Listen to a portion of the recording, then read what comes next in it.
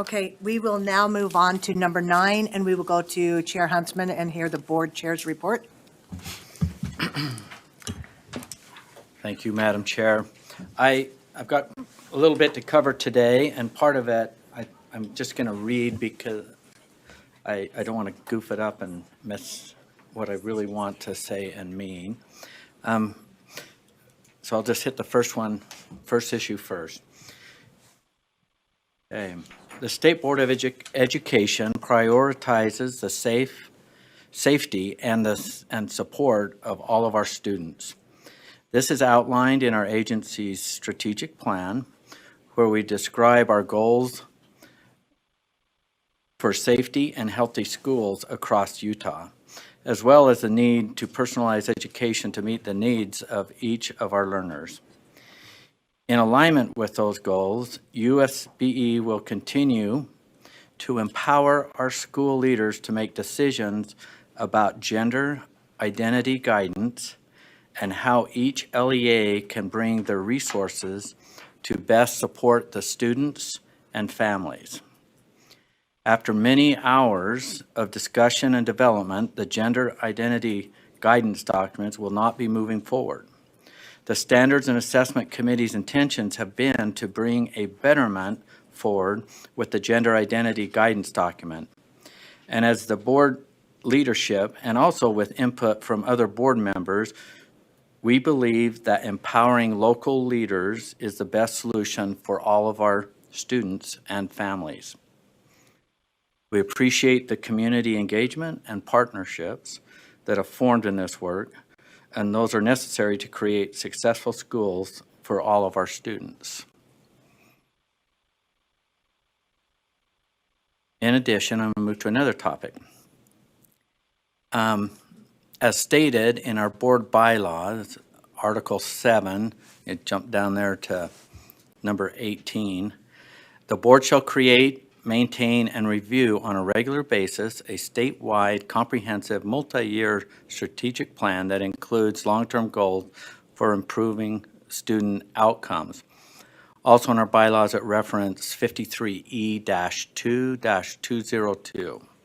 So throughout this year, the board, we will be revisiting our strategic plan, which includes our mission statement and also our vision statement. So we've got some work ahead of us and looking forward to it. Also, I want to ask you, because I've got to be excused here in a few minutes. Today when Finance gives a report, I'm just going to ask for your support on the board discretionary fund request on anti-bullying.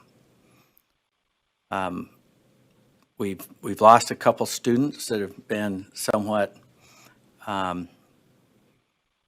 it's been alleged that this has been happening in schools, and then we have a lot of students that are still falling victim to this, and I keep asking myself, what more can we do in this space? And we've had a report from staff, very limited staff in this space, and they had some recommendations. And coming out of those recommendations is progress. It's not perfection.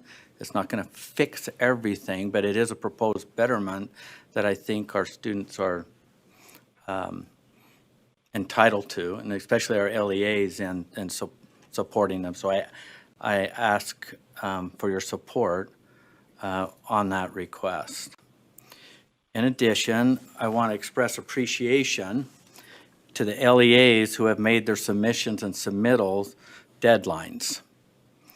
Your work on the LEA side, this helps all of us meet our compliance requirements.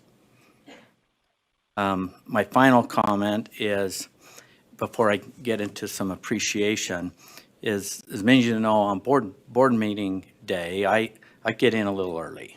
I don't expect everyone to be here, but I have a little bit of a road trip and I want to beat traffic, and in case there's a flat tire or something, I want to deal with that, or a breakdown, I know I can get rescued and get here.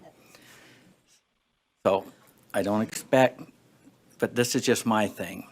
but I just can't, I just got to express gratitude. You know, it's 7 o'clock, I roll in here, and it's fun. You know, I get to have my pick of the parking spots. It's a privilege. And, but when I come in, I'm not alone. There's people here working.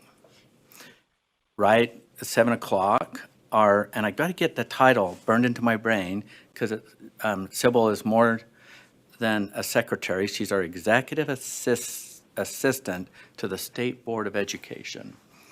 Calls me early because she knows I'm here early, 7 o'clock. How are you? Is there anything you need? She's getting ready to leave and everything else. Just to make sure that I don't have any issues or concerns, all I'm to be in preparation of today's meeting. So then I slip in here. This place is all set up in advance, everything. The place is immaculate, clean. Restrooms are cleaned before 8, before people start arriving, so we don't have to compete and that. So there's a lot of work happens before we have a board meeting. And so I appreciate staff work and Sybil's work, and like in their space, it's constantly, what more can I do? So I want to thank staff in advance, and then also you as board members with what you do in preparing for this meeting and questions asked. I just can't go throughout the day without being amazed. Something dawned on me. I was in the restroom. Only the men will know this. That in the men's restroom, there isn't any hooks to hang a coat on. And I keep thinking, I got to do this. I got to wash my hands. But my wife got this new suit for me, and I'm like, I'm going to get water all. I'm going to hang my coat up. So I just passed it on, and they jot it down, and I think it's already in motion to put some hooks in there. I also found that coming in early, and I don't travel with my suit coat on. I go to put my suit coat on, and I'm short a tie. So somewhere around 4:30ish in the morning when I'm going with my flashlight so I don't wake my wife up with my coat, and I go to my vehicle to hang my coat up, I lost my tie. I'm like, okay, what am I going to do? So if any of you lose a tie, yeah, Deputy Superintendent Scott Jones has some, but I think he needs a donation.